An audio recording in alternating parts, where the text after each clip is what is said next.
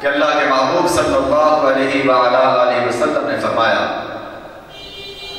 کہ اے میرے غلاموں،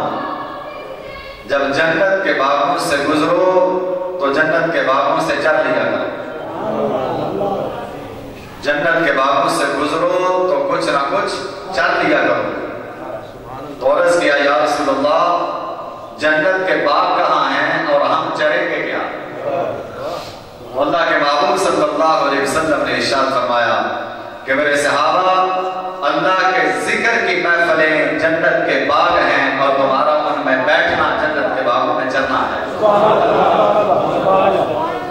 تو یہ جنت کا باغ ہے جہاں پر ہم بیٹھے ہوئے ہیں، یہ جنت کا باغ ہے۔ بہت سارے لوگ ہیں جو اس وقت ٹی وی کے سامنے بیٹھے ہوں گے، بہت سارے لوگ ہیں جو اس وقت بازاروں میں پھر رہے ہوں گے، بہت سارے لوگ ہیں جو ذاتی معاملات کے اندر الجھے ہوئے ہوں گے،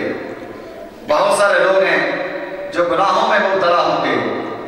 لیکن آپ لوگوں کی قسمت کا کیا کہنا کہ آپ گناہ میں مبتلا نہیں بلکہ اس وقت جنت کے باغ کے اندر بیٹھے اللہ کے دربوں میں گھومیں۔ یہ جنت کے باغ ہیں، اللہ کے ذکر کی محفل ہیں۔ شیخ شہاب الدین سہروردی رحمت اللہ علیہ، اور پھر ذکر کی محفل بھی وہ ہو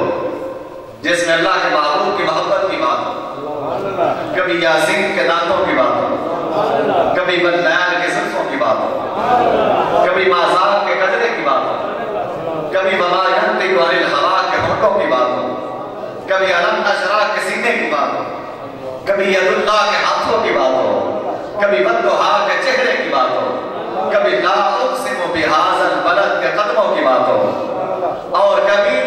لا عمرو کا محبوب کی ساری زندگی کی بات ہو، کبھی محبوب کی خاموشی کی بات ہو، کبھی مزمل چادر کی بات ہو، کبھی مدثر چادر کی بات ہو، کبھی دانتوں کی مسکراہٹ کی بات ہو، کبھی ہاتھوں کے اٹھنے کی بات ہو، کبھی قدموں کے جلنے کی بات ہو، کبھی محبوب کے رونے کی بات ہو، کبھی محبوب کے مسکرانے کی بات ہو، کبھی محبوب کے سونے کی بات ہو، کبھی محبوب کے جاگنے کی بات ہو، اور ذکر کی محفل ہو، اور ذکر کی محفل میں اللہ کے محبوب کی بات ہو تو پھر ذکر کی محفل کو چار چاند لگ جاتے ہیں۔